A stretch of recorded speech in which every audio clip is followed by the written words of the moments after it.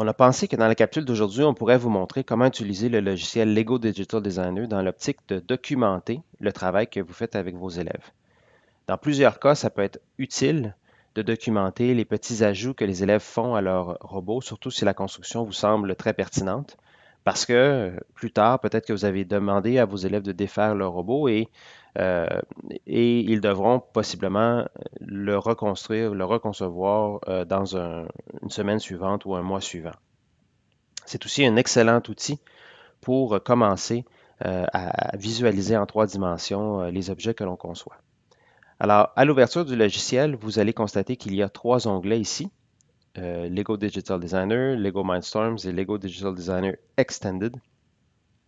Alors, dans notre cas, euh, Lego Mindstorms est suffisant que vous ayez le logiciel NXT ou AV3. En cliquant sur Nouvelle construction, et bien là, vous allez vous retrouver dans cette interface et le premier, la première séance, je vous propose vraiment de regarder comment les pièces sont assemblées, comment les pièces sont regroupées. Alors, c'est probablement la plus grande difficulté au départ de retrouver les pièces que vous voulez utiliser. Alors, ces pièces sont classées par catégorie et ça vous prendra sûrement quelques moments là, pour vous habituer à cette classification. Mais une fois que les élèves et vous-même êtes plus habitués, eh bien, vous allez voir que l'assemblage devient vraiment agréable puisque on peut sélectionner donc de la librairie les pièces que l'on veut et apporter les pièces une par une dans la surface de construction. Et vraiment, la beauté de ce logiciel est que lorsque j'appuie sur, c'est-à-dire lorsque j'approche une pièce d'un endroit où je peux installer la pièce en question, eh bien, le logiciel réagit et m'indique qu'il y a effectivement possibilité de placer la pièce à cet endroit. Bien sûr, toujours les options de, pour se déplacer, que ce soit pour aller plus près, donc avec plus de précision, placer la pièce dans l'angle que vous avez besoin. Même chose pour la façon dont la pièce arrive, euh, que la pièce arrive sur la surface. Vous voyez qu'il y a les petites flèches qui sont activées à partir du moment où je prends la pièce. Donc, si je touche aux, euh, aux flèches sur mon clavier, eh bien, je peux très facilement pivoter la pièce dans l'angle souhaité et donc par la suite insérer la pièce dans l'ouverture que j'ai besoin.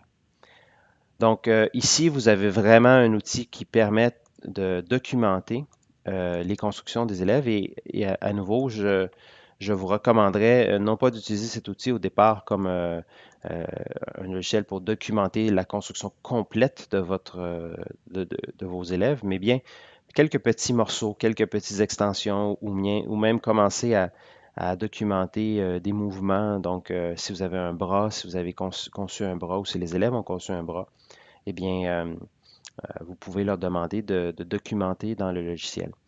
C'est également une excellente façon de construire une bibliothèque personnelle, si on veut, ou une bibliothèque à l'école de plan de montage de cette manière.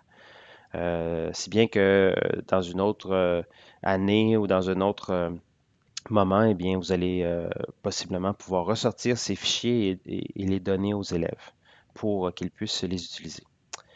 Euh, Peut-être une petite parenthèse, donc lorsque vous cherchez les pièces, euh, bon, ici on a travaillé avec les pièces, pardon, euh, NXT, donc qui étaient placées par défaut, si on veut, dans la zone qu'il y a ici, mais je vais vous diriger à la petite boîte qu'il y a ici qui me permet de filtrer les pièces par catégorie de pièces. Et si je navigue tranquillement et je peux me rendre à une sélection de pièces, par exemple Mindstorms Éducation EV3.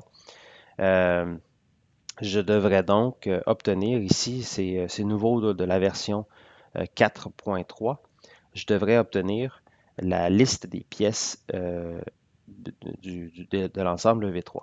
Alors, c'est un petit truc que je peux vous proposer. C'est au départ pas nécessairement évident de retrouver les morceaux, mais ils sont bel et bien disponibles à partir de cet endroit juste ici.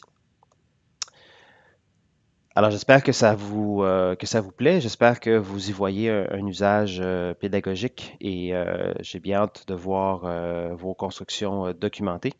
Et si vous avez des questions, n'hésitez pas à nous communiquer. Ça me fera plaisir de vous donner de l'aide supplémentaire. À bientôt.